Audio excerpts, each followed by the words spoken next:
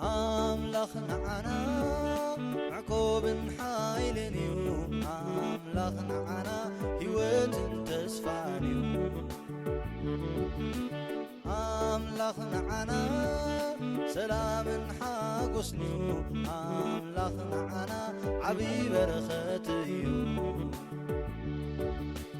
أملاخنا من الله زودادرو أملاخنا من الله زمساسلو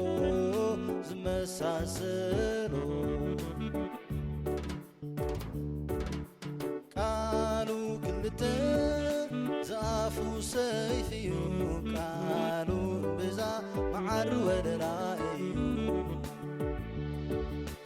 قالوا كل جزي سروي قالاتيو قالوا نعنا عبيب الصنانعيو أملاخنا من الله زودادرو أملاخنا من الله زمساسلو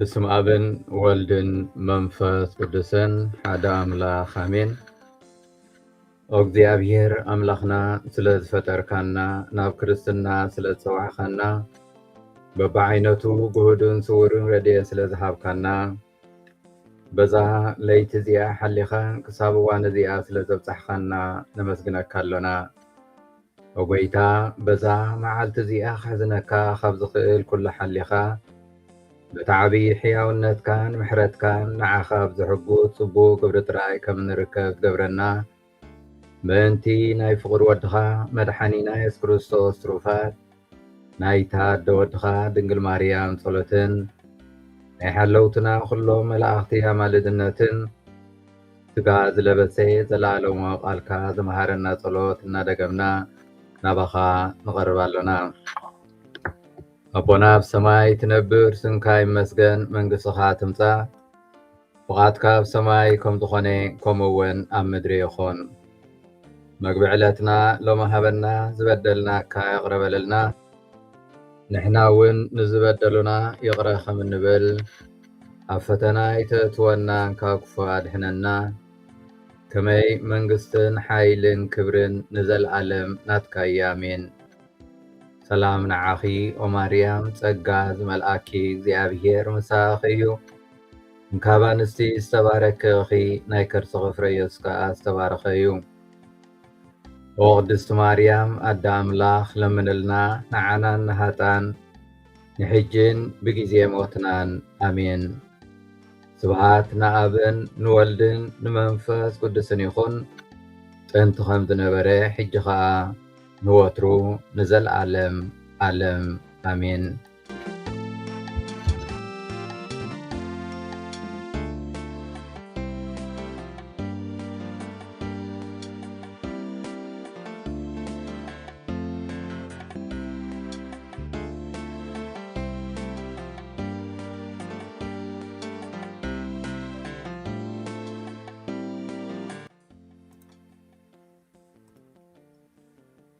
راي زخبركم أحواتن حاتن زيابير أملاخنا دقيمنا نزا معالتي إزيا حبيرنا قالوا خنستنتن بقال أملاخ لباتنا خمل بفلاي بزي جيزي صومزي زيابير أملاخ كله انقبرو صلوت هستنتنو قالوا تقبلنا نقدسنا انكو عزلو مسوا افتتنسايون بزقبا تقربنا ان تنسالو እግዚአብሔር አምላክ ገብረልና ናፍቲ ናይ መዓልቱ ቃል አምላክ ትነስ ንሐልፍ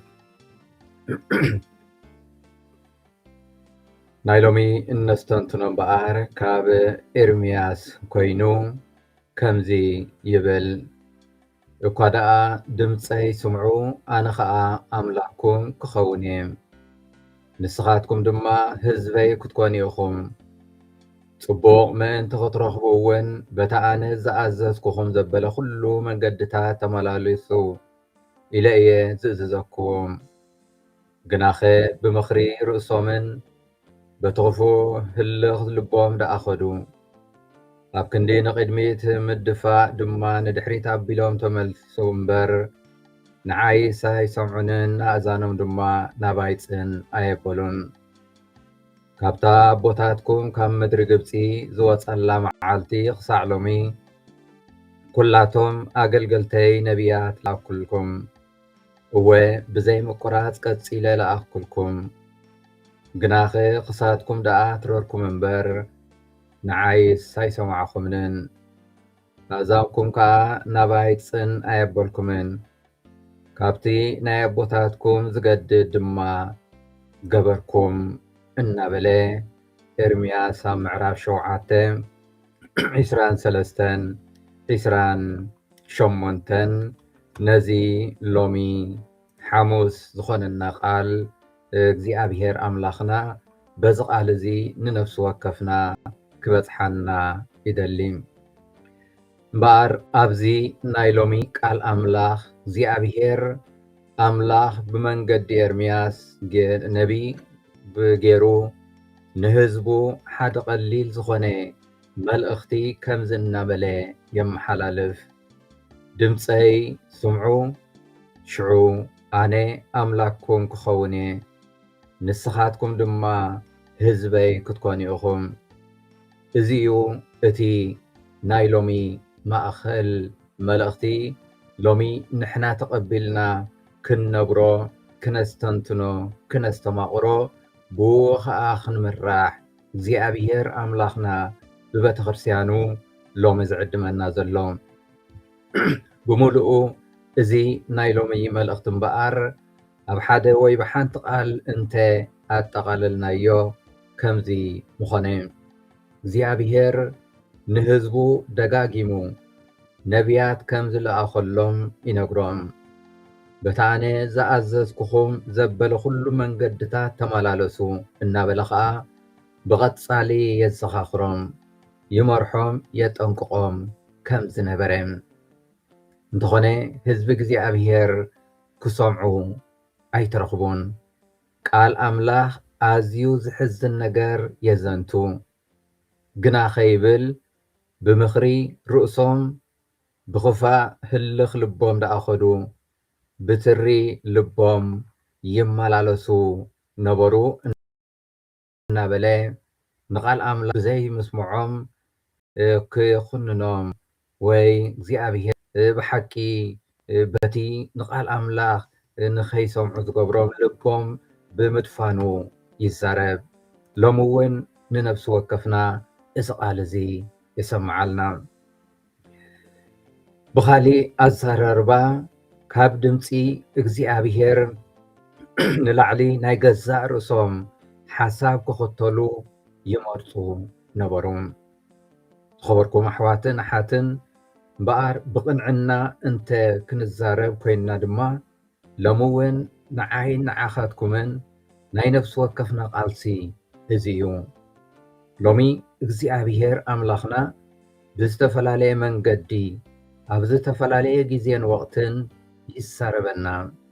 ብቓሉ ማለት ብቅዱስ ጽሑፉ፣ ብትምህርቲ ቤተ ክርስቲያኑ፣ ብድምፂ ሕልናና፣ ብናይ ዘበና ነቢያትን ሃዋርያትን ሰበኽቱን ልኡኻቱን ኣቢሉ ይዛረበና። ብዙሕ ግዜ ካሊእ ድምፅታት ክንሰምዕ ንመርፅ። ድምፂ ትዕቢት ዝደለኻዮ ግበር ዝብለና ድምፂ ዓለም ክንሰምዕ እውን ንመርፅ። ስለዚ ንኣምላኽ ምስማዕ ኣብ እነቋርፀሉ ቀስ ብቐስ ኣብ ሂወትና ሓደ ነገር ይፍፀም። እሱ ከዓ ኣንፈትና ከም እንስእን ከም እንስሕት ይገብረና። ስለዚ ድማ እዩ እግዚኣብሔር ሎሚ እግዚኣብሔር ኣምላኽና ኣብዚ ናይ ሎሚ መልእኽቲ ድምፀይ ስምዑ፣ በታ ኣነ ዝኣዘዝኩኹም ዘበለ ከዓ ኩሉ መንገድታት ተመላለሱ እናበለ ድምፂ እግዚኣብሔር፣ ሕሽኽታ እግዚኣብሔር፣ ሕሽኽታ መንፈስ ቅዱስ ክንሰምዕ በትንሱ ዝኣዘዘና ፍቓዱ ክንፍጽም በቲ መንገዱ ክንከይድ ከዓ ይዕድመና። እግዚኣብሔር ክቆጻጸረና ስለ ዝደለየ ኣይኮነን ክንሰምዖ ዝሓተና ህይወትና ጽቡቕ ሰናይ ክኾነልና ከምቲ ሓደ ፈቃር ወለዲ ንውሉዱ ዝመርሖ ዝገንሖ ዝዛረቦ መንገዲ ዝሕብሮ ኣምላኽ እውን ከም ሰማያዊ ኣቦና ስለ ዘፍቅረና ይዛረበና ይመርሓና ይእዝዘና። ስለዚ ኣሕዋት ከበርኩም ኣሕዋትን ኣሓትን ኣብዚ ዓብ ጾም እዚ እምበኣር ንነብስና ሓንቲ ቀላል ሕቶ ክንሓትት ጽቡቕ ግዜ እዩ። እቲ ከዓ ብሓቂ ኣብ ህይወተይ ድምፂ መን እየ ዝሰምዕ ዘለኹ? ድምፂ እግዚኣብሔር ኣምላኽ ወይስ ድምፂ ናይ ገዛ ርእሰይ ድሌታት ጥራይ?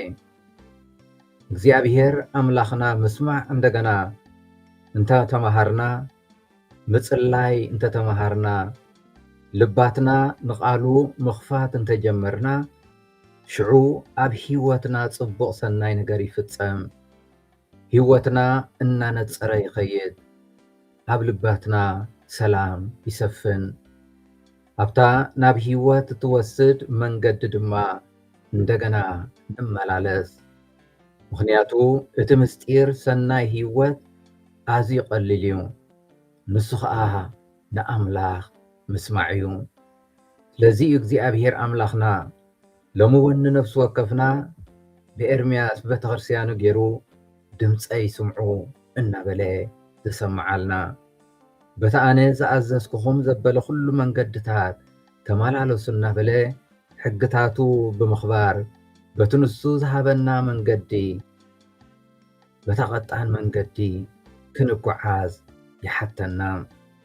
ኣብዚ ናይ ሎሚ ቃል ወንጌል እውን ጎይታና ኢየሱስ ክርስቶስ ኣብ ሉቃስ 11:23 እቲ ምሳይ ዘይኮነ ንሱ መቓናቕንተይ እቲ ምሳይ ዘይእክብ ድማ ይብትን እናበለ ይዛረብ።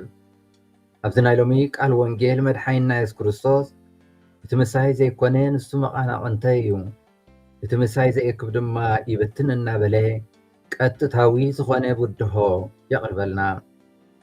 እዚ ንሕጊ እግዚኣብሔር ዘይምኽባርን ዘይ ምክልኻልን ነፃ ዝገብረካ ተግባራት ከም ዘይኮነ ዘመልክት እዩ። እንታይ ደኣ ብሓቂ ንፍቓዱ ንቃወም። ምክንያቱ ምስ ክርስቶስ ደው ምባል መብዛሕትኡ ግዜ ካብቶም ዝተፈላለየ ኣረኣእያ ዘለዎም ሰባት ነቐፌታ፣ ፍርዲ ወይ እውን ጽልኢ ስደት ስለ ዝመፀና እዩ። ጎይታና ኢየሱስ ክርስቶስ ግን መስቀሉ ፀይሩ ስጋፍታ መጨረሻ ዝዕገሰኒ ዝዕገስ ንሱ እናበለ ዘለዓለማዊ ህይወት የተስፈወና። ስለዚ ናይ ክርስቶስ ወገን ምዃን ከቢድ ክኸውን ይኽእል እዩ። ምስናይዚ ግን ኣብዞም ጉዳያት እዚኣቶም ገለልትነት ሓደ ዓይነት ሸለልትነት እዩ። እዚ ከዓ ኢየሱስ ኣብ ናይ ሎሚ ወንጌል ከም ሓጢያት ይገልጾ።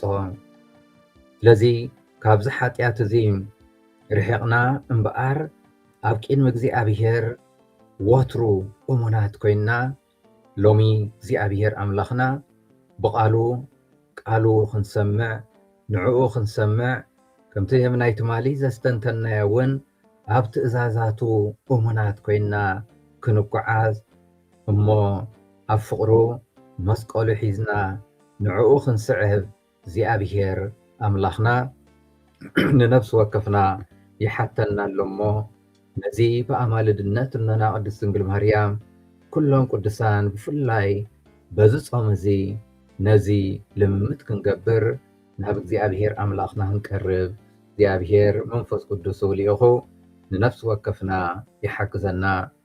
ንኸነምልኾ ዝፈጠረና እግዚኣብሔር ምስጋና ይኹን። ኣደናን መድሓኒትናን ንዝኾነ ድንግል ማርያም ወላዲት ኣምላኽ እውን ምስጋና ይኹን። እፀድሕነትናን ሓይልናን ፀግዕናን ንዝኾነ መስቀል ክርስቶስ ምስጋና ይኹን። እግዚኣብሔር ኣምላኽና ናይ ንግሆ ጸሎትና ከም ሕያው መስዋዕቲ ተቐበለልና። ኣብ ኩሉ ጉዕዞናን ስራሕናን ኣሰንየና። ሰናይ ዝኾነ ተግባራት ጥራይ እናፈጸምና ከም እንውዕል ግበረና። ዝተባረኸን ዝተቐደሰን መዓልቲ ግበረልና። ኣማልድነት እኖና ቅድስት ድንግል ማርያም ኩሎም ቅዱሳን ኣይፈለየና። ስብሐ ሰላም ንዓኺ ኦ ማርያም ጸጋ ዝመልአኪ እግዚኣብሔር ምሳኺ እዩ። እንካብ ኣንስቲ ዝተባረኪ ኢኺ ናይ ከርስኺ ፍረ ኢየሱስ ከዓ ዝተባረኸ እዩ። ኦ ቅድስቲ ማርያም ኣደ ኣምላኽ ለምንልና ንዓናን ንሃጣን ንሕጅን ብግዜ ሞትናን ኣሜን። ስብሃት ንኣብን ንወልድን ንመንፈስ ቅዱስን ይኹን ጥንቲ ከም ዝነበረ ሕጂ ከዓ ንወትሩ ንዘለዓለም ዓለም ኣሜን። እግዚኣብሔር ስለ ኩሉ ነገር ዝተመስገነ ይኹን። ደጊመ ዝተባረኸን ዝተቐደሰን መዓልቲ ይግበረልና። ብስመ ኣብን ወልድን መንፈስ ቅዱስን ሓደ ኣምላኽ ኣሜን። ኣምላኽና መናሎ ዝወዳደሮ ንኣምላኽና መናሎ ዝመሳሰሎ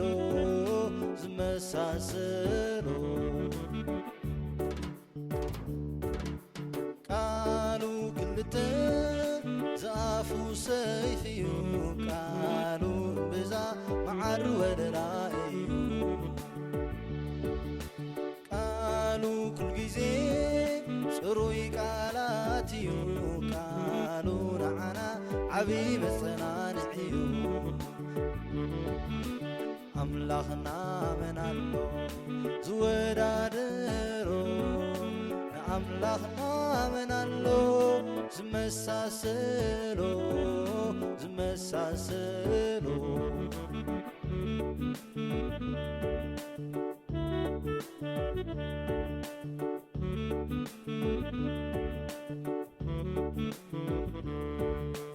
ሓቂ ጎይታ ንዓና ደሊኻ ንዓና ንሓጣን ክጽውዕ መጺካ